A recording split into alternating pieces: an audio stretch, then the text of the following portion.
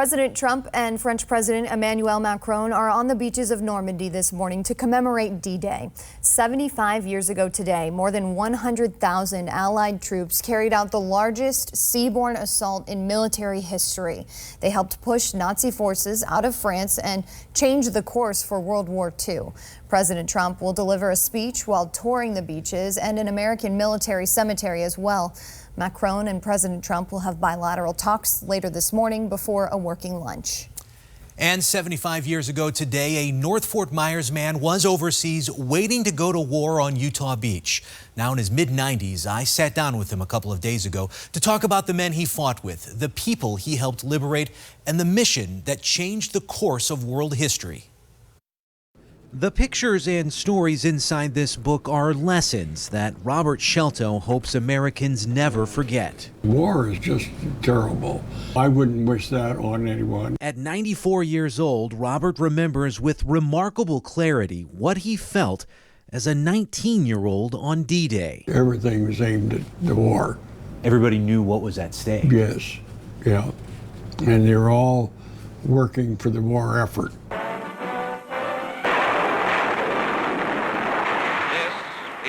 D-Day. What we now know as the daring, heroic, and history-changing liberation of Europe from Nazi oppression was at the time anything but a sure thing.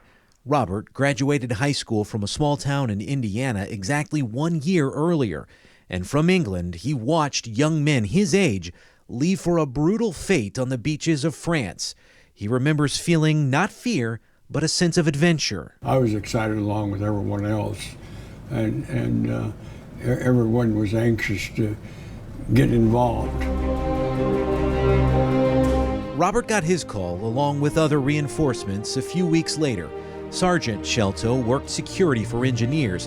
When they needed to go in and fix or build new bridges, it was his job to make sure the area was free of Nazis. The most dramatic thing that happened to me was I was riding in a truck loaded with explosives. It was a German plane that was just putting all his ammunition into our truck and put 5 bullets into the driver that was driving, and I'm sitting beside him. And so when the instrument panel started to explode, I could smell the tracer bullets, and I immediately jammed the door open and fell onto the highway and rolled out into the highway into a snowdrift. And that saved my life. June 1944 was the beginning of one close call after another. We were in a French barracks, and the Germans had been living in this French barracks, and they had moved out, but they booby-trapped all the stoves. And we went into the room, and before I could get into my room, the room next to me exploded. We traveled all the way across France and into Germany and eventually into Luxembourg. And it was there he learned death was not the only consequence of war. We built 2 10,000 displaced person centers for people that were wandering around the countryside, and the only thing they had were the clothing on their back and maybe a bag or a sack, and that's their worldly possessions, and there was just thousands of these people wandering along the countryside. Robert's time in the war began just before D-Day and ended 2.5 years later.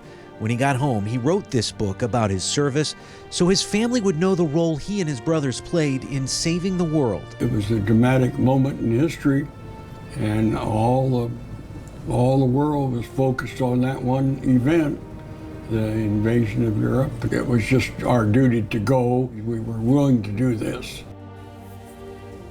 After the war, Robert lived in New York. He had a family, and then, like a lot of people in Southwest Florida, he moved here when he retired. He got a chance to go back to Normandy 5 years ago for the 70th D-Day anniversary. Chris, you know, I really just see so many parallels between his story and some very special people in my family as well. The 2 men you see right here are near and dear to my heart. So this one here is my grandfather, and next to him is my great uncle Frank. They both were in World War II. Now, my uncle Frank, he was part of the second wave on D-Day. My grandfather came much later. He arrived on Omaha Beach and was actually able to push through enemy lines. These are just pictures right there. That was my grandfather. This is his time throughout the war, and it's so special to me to have these pictures. And I find so interesting the two brothers, they were able to correspond with one another throughout most of the war. At one point, actually, they went looking for their brother-in-law, so my Uncle Frank's brother-in-law. He was a prisoner of war. They could not find him at the time, but he eventually did escape. There was only one point in the war really where they lost contact with each other, and I find this so interesting. They presumed each other dead, but they ended up running right into each other in a hospital. Just something really special. I'm so proud of the both of them, especially my grandfather. It's just something nice I got to share with you guys. Absolutely, Lauren. Thank you for sharing that.